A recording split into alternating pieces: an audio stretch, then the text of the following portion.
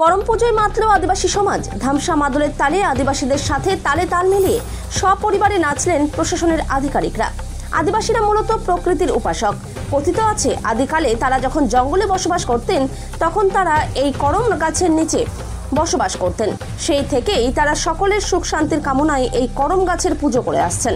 শত শত বছর ধরে চলে আসা সেই ধারা অনুযায়ী এখনও তারা করম গাছকে পুজো করে আসছেন। তবে এখন যেহেতু তেমনভাবে আর গাছগাছালি নেই, তাই আদিবাসী সমাজের প্রাচীন রীতি মেনে এলাকায় থাকা যেই গুটি কয়েক এই গাছ আছে সেই করম গাছ থেকে ডাল কেটে নিয়ে এসে সেই ডালকেই এখন দেবতা জ্ঞানে পুজো করে থাকেন তারা। নিয়ম মেনে বুধবার রাতে জলপাইগুড়ির ডেঙ্গুয়াঝাড় চা বাগানে করম গাছের ডাল কেটে এনে ডালটিকে কলা গাছের ঘেরা বেদিতে স্থাপন করে রাতভর পুজো করলেন আদিবাসীরা। বৃহস্পতিবার সকালে এই ডাল আবার নদীতে বিসর্জন দিয়ে যে যার বাড়ি ফেরার পালা। আজকে আমাদের এইখানে করম রাজার পূজা হচ্ছে। করম পূজা আমাদের আদিবাসী সমাজের সব থেকে বড় উৎসব। এই পূজা আজ থেকে হাজার হাজার বছর আগে থেকে আমাদের আদিবাসী সমাজ করে আসছে। এই পূজার মেন উদ্দেশ্যই হলো আমাদের সমাজ প্রকৃতি দুর্যোগ জগৎ থেকে যাতে ভালো থাকতে পারে সমস্ত মানুষ, তার জন্য আমাদের সমাজ এই পূজাটাকে করে।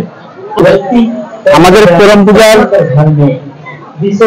যেটা 7 দিন আগের থেকে জোয়া বলে আমাদের একটা যেটা পুজোর মধ্যে দিতে হয়, সেটা সব ধরনের শস্য, যেমন গম থেকে, ভুট্টা থেকে, চাল থেকে, ডাল থেকে, প্রকৃতির যে আমরা যেটা সবাই যেটাকে আমরা উপভোগ করি জীবন যাপন করার জন্য, সেটাইকে আমরা এই পুজোতে দিই। তাই সেটাইকে আমরা 7 দিন আগে আমরা একটা আমাদের পাত্রের মধ্যে সেটাকে 7 দিন আগে কুমারী মেয়েরা স্নান করে নিরামিষ খেয়ে এই পাত্রের মধ্যে সেই জাওয়াটাকে ধরে সেই জাওয়াটাকে প্রতিদিন সকালবেলা আবার স্নান করে হলুদ জল দিয়ে সেটা এই পূজা অবধি সেটাকে রাখে।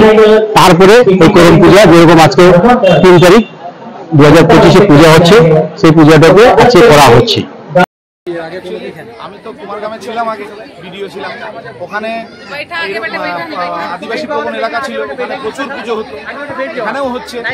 ওখান থেকেই শিখে এসেছি কিভাবে করতে হয়, কিভাবে ভাষাগুলো বলতে হয়, কিভাবে সম্মান জানাতে হয়, কিভাবে জোয়ার গান করলেন আদিবাসীদের। অ্যাকচুয়ালি গান তো অ্যাকচুয়ালি এই যে ছেলেগুলোর মানে হেল্প করলো আমাকে একটু, ঠিক আছে। এখানে এসে ইনস্ট্যান্ট গান তৈরি, এই তো এদেরকে নিয়ে আর কি। এখানে এসে সাথে সাথে একটা গান তৈরি ফেললেন, 4 লাইনের একটু, যে আপনারাও পারতেন। কেমন লাগছে যে ওদের সামনে উপস্থাপনা করতে পেরে? এটা আমাদের কাছে একটা অভিনব ব্যাপার।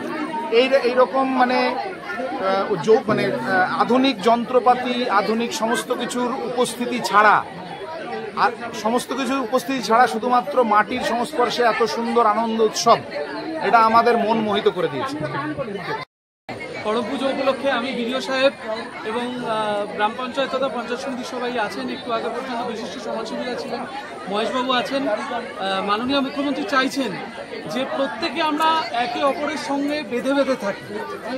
আমরা এই মাটির সন্তান, এটা মাটির পুজো, মায়ের পুজো। যেরকম দুর্গোৎসব আমাদের, তেমনি করম পুজো আমাদের। সমস্ত উৎসব মঙ্গল কামনার্থে, কল্যাণার্থে তার কাছে আমাদের প্রার্থনা। সেটা ইবাদত বলুন, সেটা প্রেয়ার বলুন, বা আজকে করম পুজো বলুন, তাই সকলে মিলে আমরা সেই মঙ্গল কামনার্থে হাজির হয়েছি। জোহার।